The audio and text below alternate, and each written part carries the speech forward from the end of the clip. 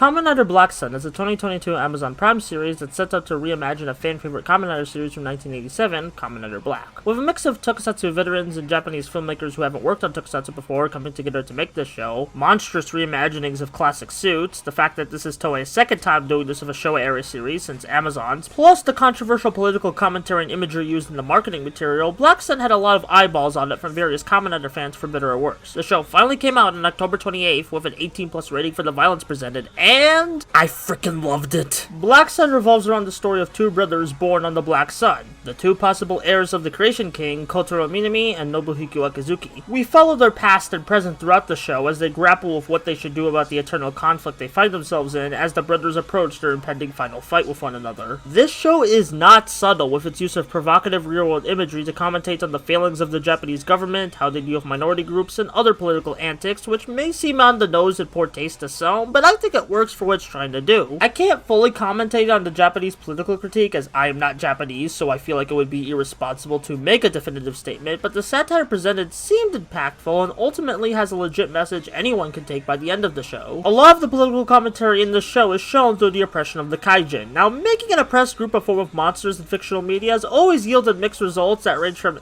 to oh no, but here they keep to the pitch of making this feel like a realistic show by acknowledging here and there that other real oppressed groups exist and are suffering as well. Black Sun is still focused on the kaijin conflict first and foremost, and it's well done, but those little details make this feel more palatable and much less yikes than it could have been. I do understand why some may not be able to handle this series due to its heavy thematics, but please don't be one of those winkers who hates this show because it's trying to be political. Media like this is very important for some people as a jumping off point to go out and learn more about our world, or to help process our complicated feelings about ongoing real-world issues we hear about. As for the characters, I love this version of Kotaro Minami, aka the titular Kamen Rider Black Sun. He is an old grizzled man who doesn't want to deal with any of the faction's BS and just wants to live his old life. He still has a shred of his old heroic ideals, which his relationship with a young kaijin rights activist named Aoi Uzumi brings back in full force. That dynamic is very adorable and reminds me about how a lot of Showa-era riders would be older brother figures to young children. It's really cool seeing a main Kamen Rider being broken by the weight of the world, disillusioned for the fight for justice initially, but finding that resolve to fight once again. The weight of the world may be strong, but the heroic spirit of Kamen Rider is stronger. Aoi herself is a great character, even outside of her dynamic with Kotaro. She's not taking anyone's shit, she tells racists to piss off, and she's constantly striving for a better world. I'd honestly consider her the heart of Black Sun of how much her character connects to the themes and messages it presents. As for this show's version of Nobuhiko, aka Kamen Rider Shadow Moon, I'd still consider him a great rival to Kotaro. His fall from grace is understandable from all the stuff he's gone through between losing his friends and the betrayals he's endured, but it's still tragic to see unfold when we see he was a much better man before. That moment where he crushes the major anti-kaijin guy's head and then unlocks his Kamen Rider form as his point of no return is so terrifyingly awesome. It gives me so much mixed emotions. Overall, I loved Kamen Rider Black Sun. Not only does it pay its respects to the original series between plot points, characters, and even a few visual homages like how characters are dressed in the past or the opening of episode 10, it's just a gorgeous series between the costumes, choreography, and effects work, though it's very violent, but in a much different way than Amazon's. While Amazon's leads into stylish violence, Black Sun tries to be more brutal. There's still stylization of the whole monster fights. While so many will point to the visuals as Black Sun's biggest strength, I think it's actually in its narrative, not just in its entertaining cast of characters, but its political commentary. While not subtle at all between the dialogue and imagery used, it has a strong message backing it and does not pull its punches to share that message. By the end of the show, there's still an ongoing conflict that the characters have to keep fighting for, much like in the real world. Things can and will get better, but not if we don't speak out and fight against those who commit evil on us. It's a fight for eternity, but a fight we're fighting for.